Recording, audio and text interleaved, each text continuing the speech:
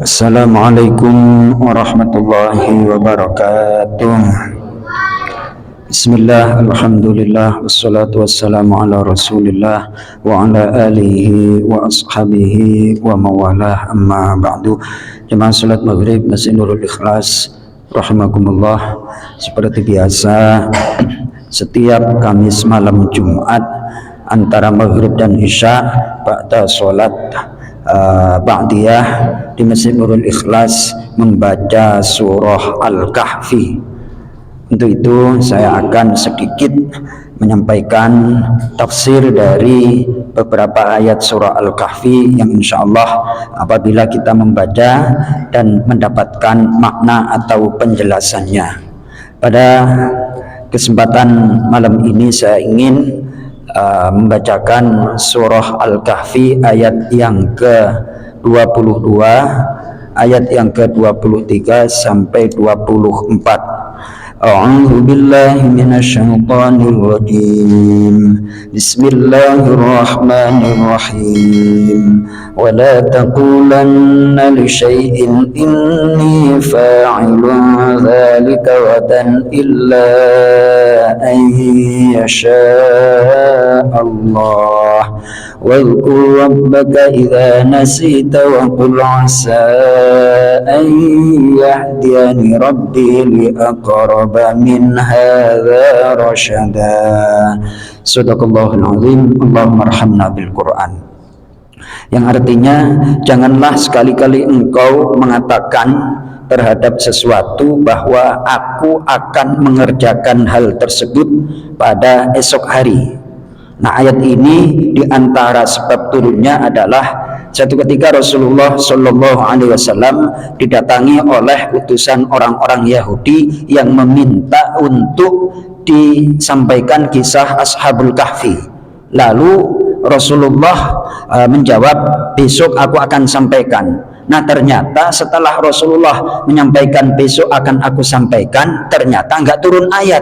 Akhirnya bahasa Jawa Timurnya itu ingah-ingih, ya kan, nggak dapat wahyu tapi udah kadung mengatakan aku akan menceritakannya besok. Dari sini kemudian ditegur oleh Allah Subhanahu wa taala, jangan sekali-kali engkau mengatakan bahwa aku akan melakukan hal tersebut pada esok hari kecuali dengan mengkaitkan illa ayyasha Allah, kecuali Allah berkehendak. Kalau dalam bahasa sehari-hari, Mas Toto, besok saya akan undang Mas Toto hari Ahad.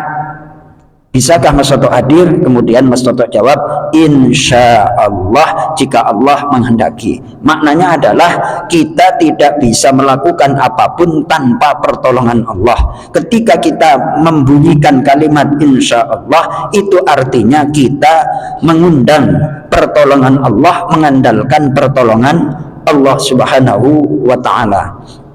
Kemudian di ayat ini disampaikan, wadhkur rabbaka idza nasita, dan ingatlah Tuhanmu apabila engkau lupa.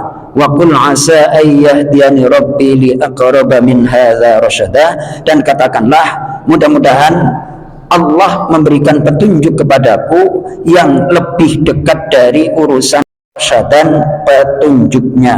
Di antara penjelasannya adalah Allah Subhanahu wa ta'ala memberikan petunjuk kepada orang yang lupa sesuatu di dalam ucapannya untuk menyebut Allah Subhanahu wa ta'ala.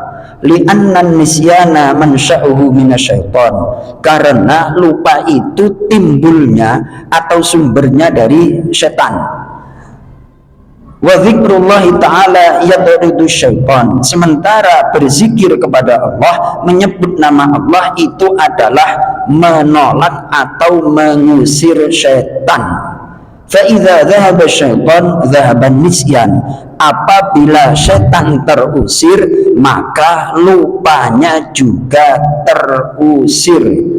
Fadzikrullahi sababun lidzikri, maka banyak berzikir kepada Allah itu adalah merupakan sebab untuk senantiasa ingat kepada Allah, ingat terhadap apa yang mesti kita kerjakan.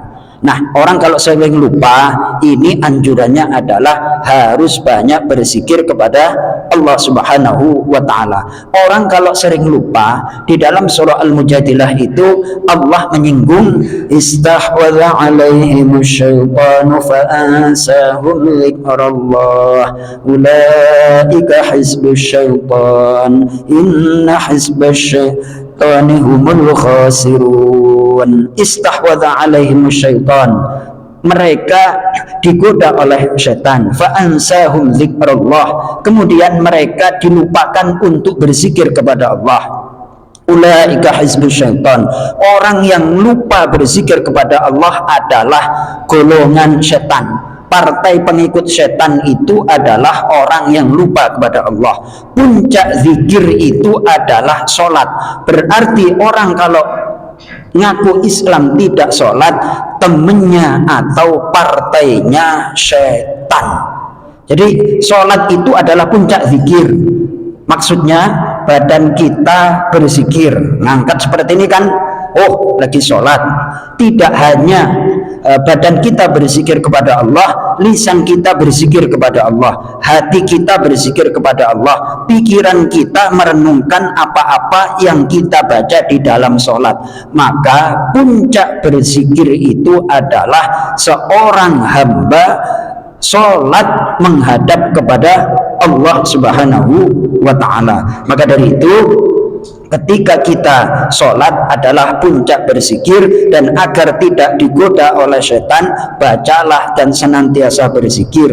Zikir itu disesuaikan dengan nikmat, disesuaikan dengan kondisi. Kalau lagi timnas menang, gol alhamdulillah, ternyata golnya dianulir, innalillah wa inna ilaihi roji'un. Jadi ya biar agak sedikit senyum ya Pak Pri ya, biar agak sedikit senyum. Kenapa tiba-tiba kok mengkaitkan dengan gol yang dianulir? Sudah alhamdulillah malah golnya dianulir, akhirnya kecewa, akhirnya Astaghfirullahaladzim, inna lillahi wa inna ilaihi roji'un. Jangan seperti netizen gara-gara timnas kalah ngamuk tuh, ngamuk, kata-katanya nggak bener lah, ngata-ngatain wasit. Jangan, itu semuanya adalah kehendak Allah Subhanahu wa ta'ala. Ternyata nerima keputusan itu tidak gampang.